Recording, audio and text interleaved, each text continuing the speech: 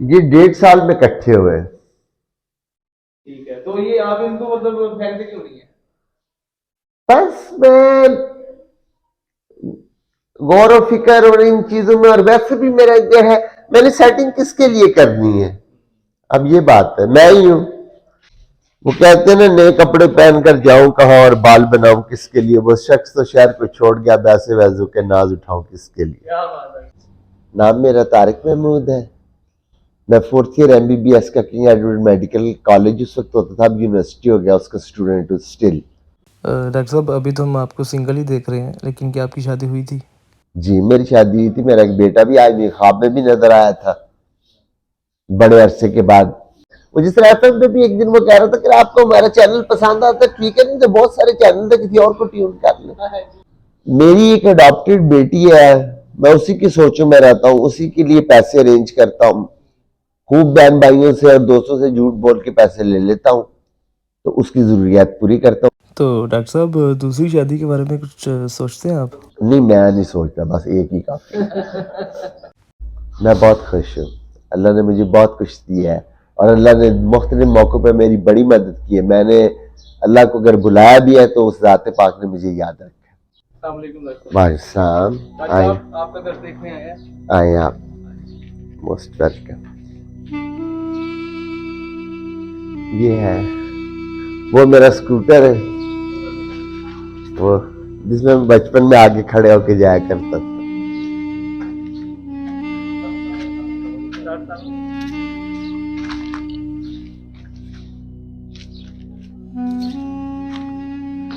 ये बाकी जा रहा है यहाँ, ये घास वगैरह पौधे छदे हो गए हमें। अच्छा, इस स्कूटर की कोई याद बताएं, कब कब लिया था, कब? 2,500 का अब्बू लेके आए थे, 2,500 कस्टम दिया था, 5,000 में मिला था। इसमें बचपन में मैं खड़े होके जाता होता था। कईयों ने कहा इसको बेच दें, लेकिन ये एक मेमोरी, एक याद रखी हुई है मैंने। इम्पोर्टेड है, बट है। जी इम्पोर्टेड है, डब्बा बंद आया था। हाँ, इधर अपना तो बड़ी। हाँ।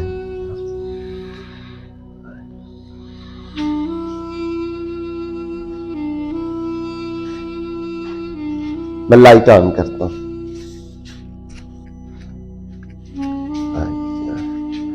ये भी है।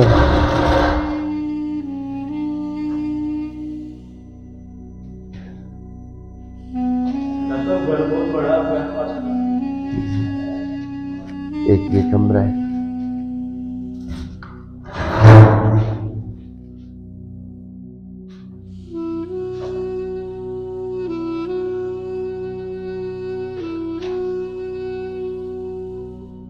यूज सिर्फ आप ये पीने वाली जगह करते जी हैं? मैं कह रहा हूँ यूज सिर्फ ये करते हैं। जूस, हाँ मैं इधर ही होता हूँ। डॉक्टर साहब, ये सिगरेट के ये बताया ना, बहुत बड़े। ये 1.5 साल में इकट्ठे हुए। ठीक है, तो ये आप इनको मतलब फेंकते क्यों नहीं? बस मैं गौर और फिक्र और इन चीजों में, और वैसे भी मेरा ये है, मैंने सेटिंग किसके लिए करनी है? अब ये बात है, मैं ही हूं। वो कहते हैं ना, नए कपड़े पहनकर जाऊं कहां और बाल बनाऊं किसके लिए? वो शख्स तो शहर को छोड़ गया, वैसे वैजू के नाज उठाऊं किसके लिए? क्या बात है साहब। ये है, ये मेरा किचन है, इसमें बिजली की सप्लाई कोई नहीं है। आप देखिए, कभी यहाँ कुकिंग नहीं हुई, कभी कुछ नहीं। अब्बू के जमाने में होती थी, यहाँ लाइट भी नहीं है।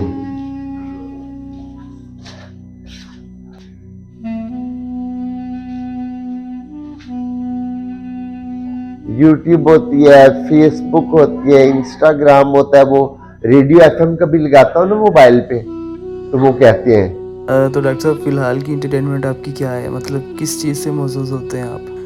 जैसे आपने रेडियो का बताया है ना, तो मैं FM वगैरह सुन लेता हूँ, तो बस पहले एक रेडियो होता था, उस पर मीडियम वेव भी आता था। मोबाइल पे थोड़ा सा सुनता हूँ, बैटरी डिस्चार्ज हो जाती है ना, इस वजह से। और टीवी वगैरह नहीं देखते? मेरे घर में है ही नहीं, LCD थी, कोई चोरी करके ले गया था।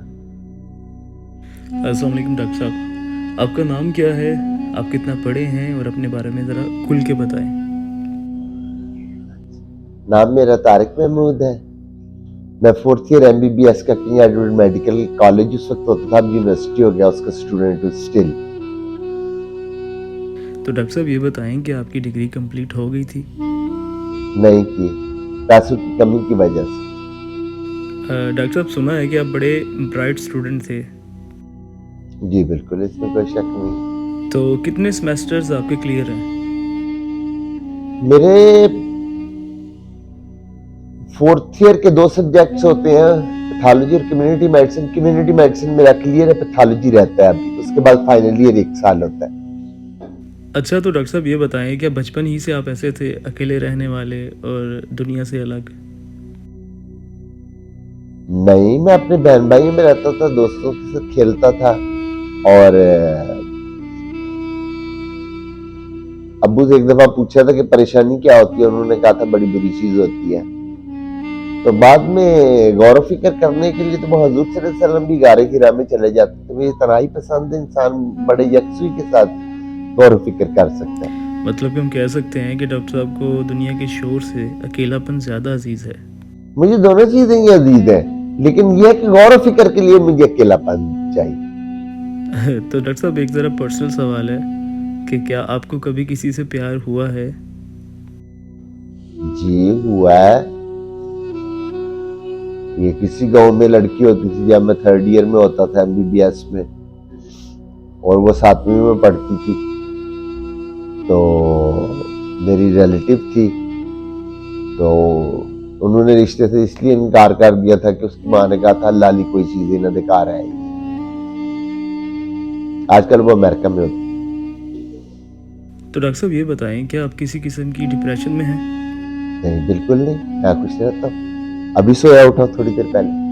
अच्छा डॉक्टर साहब ये बताएं, वो लोग जो आपको नॉर्मल नहीं समझते या समझते हैं कि मतलब उनमें और आप में कुछ फ़र्क है, डेफिनेटली आप अलग तो हैं उनसे, तो ऐसे लोगों को आप क्या जवाब देना चाहेंगे? कुछ नहीं, वो अपनी सोच के मुताबिक बात करते हैं, और वो ठीक भी है कुछ हद तक अपनी जगह, क्योंकि मैं उनसे डिफरेंट हूँ। पागल नहीं हूँ, लेकिन डिफरेंट हूँ। जरा ऊपरी चीज जो होती है वो फिर अब नॉर्मल लगती है, ये बात है। नहीं डॉक्टर साहब, आप ज़रा खुल के बताएं, थोड़ा प्रिसाइज सा जवाब दें हमें। मैं उनके लिए ये कहना चाहूंगा कि उनको पहले नॉर्मल का पता होना चाहिए, तो फिर ये नॉर्मल बताएं। ये तो नहीं है अब एक शख्स है तो वो कहता दीन में ये ऐसी है वैसी है, पहले मुफ्ती मान ले, फिर जो मर्जी फतवे देते फिर। अच्छा, तो डॉक्टर साहब ये बताएं कि आपके मुताबिक दुनिया कैसी होनी चाहिए? मैं ये नहीं देखता कि होनी कैसी चाहिए थी, मैं ये देखता हूँ कि है कैसी। नहीं तो कैसी है दुनिया? दुनिया जो है वो जिसका जिस तरह के लोगों के साथ वास्ता पड़ता है उसको दुनिया वैसी ही लगती है।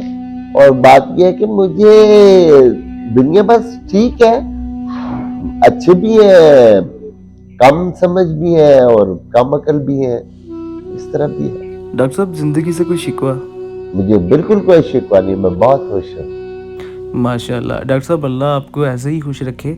आप इस पे बात करें और यंग जनरेशन को कुछ पैगाम दें। जैसे हमारे पास बहुत कुछ होता है लेकिन फिर भी किसी लाहासिल की शक्ल में हम डिप्रेशन का शिकार रहते हैं, तो कुछ इस पे बोलें ज़रा आप। बस जो मिल गया उसे याद रख, जो नहीं मिला उसे भूल।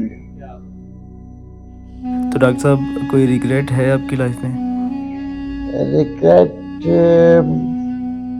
ये है कि थोड़ा सा, ज्यादा नहीं, बिल्कुल थोड़ा सा, वो मुझसे प्यार नहीं करते। तो आपका कोई बेस्ट फ्रेंड था? मेरे बेस्ट फ्रेंड थे, लेकिन वक्त के साथ सब चेंज हो गए, कुछ चले गए, और फ्रेंड्स तो मेरे माशाल्लाह बहुत थे।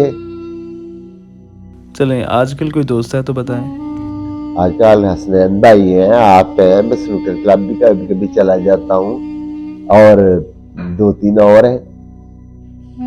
अच्छा, तो डॉक्टर साहब ये बताएं कि क्या आप अपनी ज़िंदगी से खुश हैं, या अगर आप अपनी ज़िंदगी से खुश नहीं तो अपनी खुशी या गमी की कोई वजह बताएं। मैं खुश हूँ, अल्लाह का दिया बहुत कुछ है। मुझे वो वक्त याद है जब मैं वो 15-20 रुपए की या 25 रुपए की चारपाई लेके लाहौर फुटपाथ के साथ उन्होंने लगाई होती थी तो उस पर लेटता था। अब अल्हम्दुलिल्लाह मेरा मकान है, मैं इसमें रह सकता हूँ। जब मैं किराएदार के तौर पर रहता था तो उन्होंने कहा था कि 2 दिनों में पैसे दो वरना तुम फारिग। मैंने कहा मैं 2 घंटों में दे देता हूँ। मैं डॉक्टर मोहम्मद अली मियाँ से 2000 या 3000 ला के उनको मैंने दे दिया था।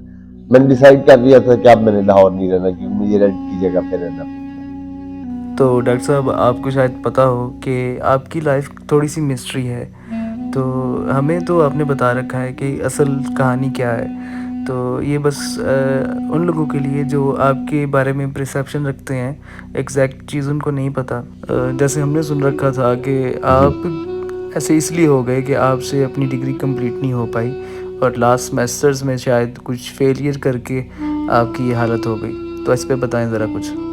ये हेल्थ की जो डेफिनेशन आई है WHO की तरफ से, वर्ल्ड हेल्थ ऑर्गेनाइजेशन की, उसमें ये भी है कि आपके पास मुनासिब गुजारा करने के लिए पैसे हों तो तभी आप गुड हेल्थ में। तो इसका मतलब है कि रिसोर्सेज की कमी की वजह से कंप्लीशन नहीं हो पाई आपकी। असल में लोगों को तो पूरी घर की इंफॉर्मेशन होती नहीं ना।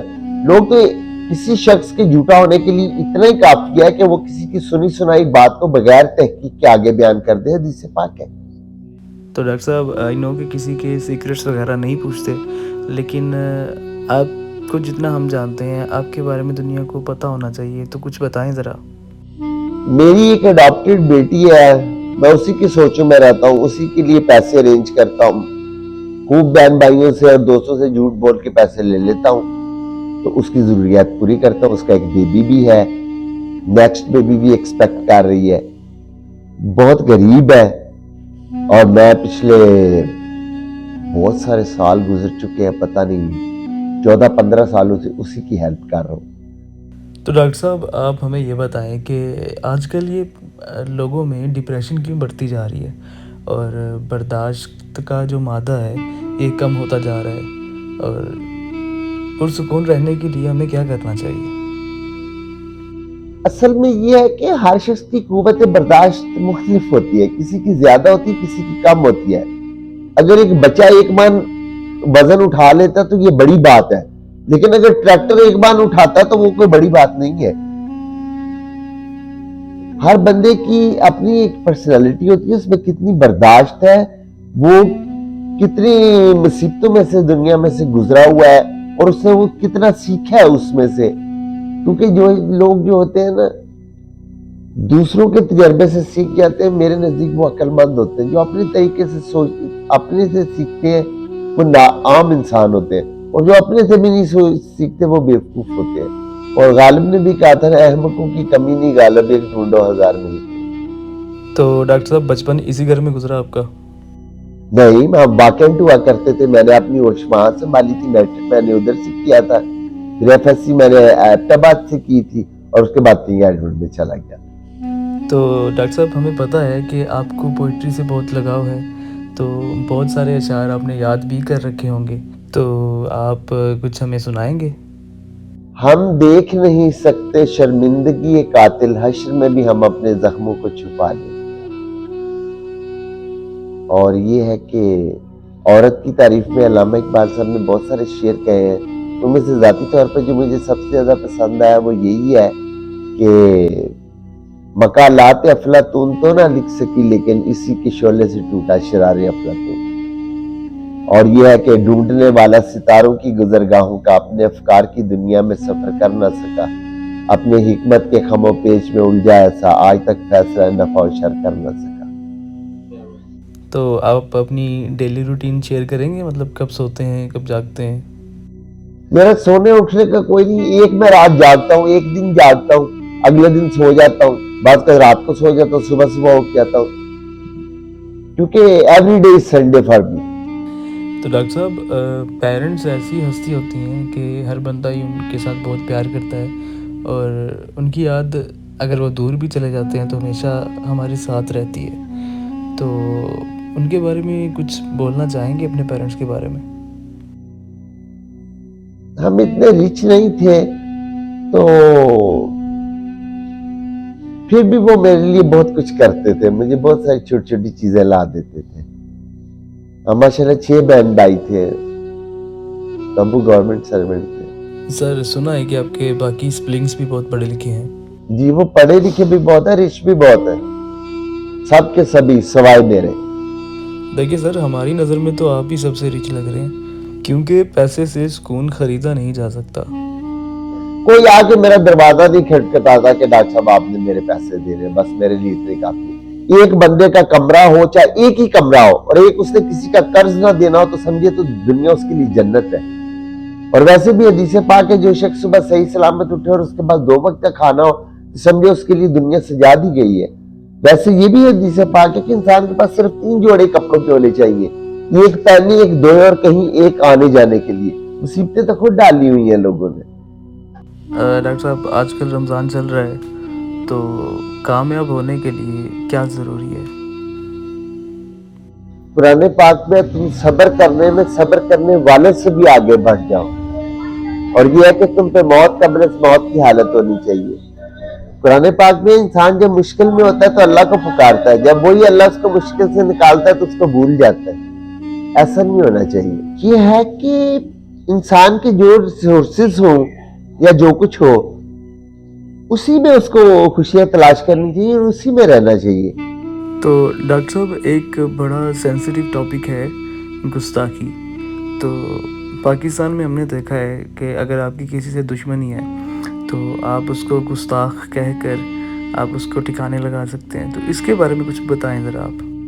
मेरे नजदीक तो सबसे बड़ी गुस्ताखी यही है कि हजूर सल्लल्लाहु अलैहि वसल्लम का बातनी मौजज़ा था कि वह सादिक और अमीन थे। कोई शख्स मुसलमान और झूठ बोले, इससे बड़ी गुस्ताखी कोई नहीं। झूठ नहीं बोलना चाहिए, हाइड नहीं करना चाहिए, बंदे को वो नहीं बन के दिखाना चाहिए कि मैं वो जो हकीकत में ना हो। जिस तरह एक हाथी है, 4 ब्लाइंड लोग हैं, वो कहते हैं हम देखना चाहते हैं कि हाथी कैसा है। जो उसके पांव को टच करके आएगा वो कहेगा वो पिलर जैसा है, जो उसके कान को टच करके आएगा वो कहेगा पंखे जैसा है, जो उसकी सूंड को टच करके आएगा वो कहेगा सांप जैसा है, जो उसकी दुम को टच करके आएगा वो कहेगा छोटी सी रस्सी जैसा है। डॉक्टर साहब, खाने में क्या पसंद है आपको? मुझे जो मिल जाए अल्हम्दुलिल्लाह। नहीं, बचपन में जिद तो करता है ना बच्चा। हमारे घर बस वो सादा सा ही आलू पालक और वो गोभी आलू पकते थे और दाल चावल पकते थे, और कभी उनमें टमाटर या अदरक नहीं डाला जाता था। शायद 6 महीने में 1 या 2 दफा डाला जाता था। अबू तो मेरे बाद में भी कहते थे, इधर भी जब आए थे सियालकोट में, कि जो चीज महंगी होगी वो ना डालो, दूसरी डालो, बस मिल जाती इतना बहुत। तो डॉक्टर साहब, स्पोर्ट्स के बारे में कुछ बता रहे थे कि आपकी फेवरेट स्पोर्ट्स भी है कोई? हॉकी मुझे पसंद थी। उस वक्त पाकिस्तान वर्ल्ड चैंपियन भी होता था, ओलंपिक चैंपियन भी होता था। तो समीउल्लाह होता था और होते थे, हनीफ मोहम्मद साहब थे, फुल बैक थे, वो काफी उम्र के खिलाड़ी थे। तो एट दी एंड डॉक्टर साहब, पाकिस्तान जब बना था तो रिसोर्सेज के हवाले से पाकिस्तान को गोल्डन स्पैरो का नाम दिया गया था। तो क्या हम लोगों ने ऐसा कर दिया कि आज पाकिस्तान डिफॉल्ट होने जा रहा है, या हम लोग दुनिया से, इंडिया से या अपने नेबरिंग कंट्री से बात बहुत यह है पीछे रह गए? कि लियाकत अली खान जैसे लोग थे जो वो सिंसियर होते थे कंट्री के साथ, ये लोग सिंसियर नहीं। और वैसे भी जब अक्सर अवाम झूठ बोलती है तो वो किसी झूठे को ही अपना सरबराह चुनेंगे ना, तो वो तो झूठों का अमाम होगा। जब थोड़े से पैसे लेके या मिठाई लेके या एक बोरी आटे की लेके और एक घी का डब्बा लेके वोट दे देते हैं, तो फिर इसी तरह के लीडर्स आने हैं। डॉक्टर साहब, आज का सिनेरियो देखें तो जरदारी, नवाज शरीफ या इमरान खान में से पाकिस्तान के लिए बेहतर कौन है? बेहतर काफी है इमरान खान, लेकिन यहाँ बेहतर शख्स को रहने नहीं दिया जाता। और दूसरी बात यह है कि वो दूसरों की उसको सपोर्ट चाहिए होती है, एमएनए वगैरह की, उनके लिए कुछ ना कुछ तो करना पड़ता है, ना चाहते भी उनकी मजबूरियां होती है, वरना वोट ऑफ नो कॉन्फिडेंस आ जाएगा। कुछ लोग तो ऐसे हैं, उनको ये मुल्क दिया जाए तो 100 साल के लिए ठेके पे अमेरिका को दे दे। डॉक्टर साहब, अभी तो हम आपको सिंगल ही देख रहे हैं, लेकिन क्या आपकी शादी हुई थी? जी, मेरी शादी हुई थी, मेरा एक बेटा भी आज मेरे ख्वाब में भी नजर आया था बड़े अरसे के बाद। तो क्या अब आपकी अलहदगी हो चुकी है? शादी के 3-4 साल बाद मिसेस ने डिवोर्स ले ली। तो डॉक्टर साहब दूसरी शादी के बारे में कुछ सोचते हैं आप? नहीं, मैं नहीं सोचता, बस एक ही काम। डॉक्टर साहब सेटिस्फेक्शन के मामले में आपको सलाम है, क्योंकि कहने को सेटिस्फेक्शन एक छोटा सा वर्ड है, लेकिन अगर इसी पे हम गौर करें तो सारी दुनिया के हल प्रॉब्लम्स के जो हैं इसके अंदर छुपे हैं। लोगों की ज़िंदगी में थोड़ा सा मसला आता है तो वो सोचते हैं कि इससे बेहतर था कि हम मर जाते। आप बताएं कि क्या आप अपनी लाइफ से खुश हैं? मैं बहुत खुश हूँ। अल्लाह ने मुझे बहुत कुछ दिया है और अल्लाह ने मुख्तलिफ मौक़ों पर मेरी बड़ी मदद की है। मैंने अल्लाह को अगर बुलाया भी है तो उस ज़ात पाक ने मुझे याद रखा। चलिए डॉक्टर साहब, बहुत बहुत शुक्रिया, आपने टाइम दिया। आपने नहीं, कोई बात नहीं। आपने ये भी नहीं बोला कि यार आप लोग, आप देखते तो होंगे हमें, लेकिन आपने ये भी नहीं बोला कि आप क्यों ऐसे डायरेक्टली क्यों कह रहे हैं। कोई बात नहीं, अगर किसी का इंटरेस्ट है तो ठीक है, नहीं है तो कोई बात। वो जिस तरह एफएम पे भी एक दिन वो कह रहा था कि आपको हमारा चैनल पसंद आता है, ठीक है, नहीं तो बहुत सारे चैनल थे, किसी और को ट्यून कर लेना है। डॉक्टर साहब बहुत बहुत शुक्रिया। बहुत मेहरबानी, शुक्रिया।